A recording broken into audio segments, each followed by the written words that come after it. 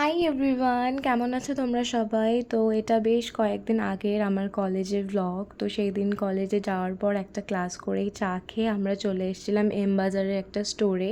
কারণ আমাদের কাউরই ক্লাস করতে ইচ্ছা করছিল না, বাট আমাদের অ্যাকাউন্টেন্সি ক্লাস হচ্ছিল, আমরা করিনি। তো এম বাজারের স্টোরে এসেই আমরা জামা কাপড় দেখছিলাম, সেরকম তো কিছুই পছন্দ হয়নি, বাট আমাদের একটা ফ্রেন্ড একটা ড্রেস নিয়েছিল।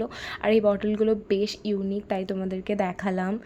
আর আমরা তো এইরকমই গল্প করছিলাম। আর এই ফ্যানটা আমার খুব ভালো লেগেছে, এই পুতুলটা আমার খুব পছন্দ হয়েছিল, বাট নিইনি।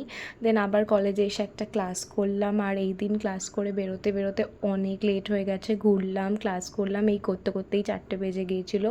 তো খিদে তো পেয়েছিলো।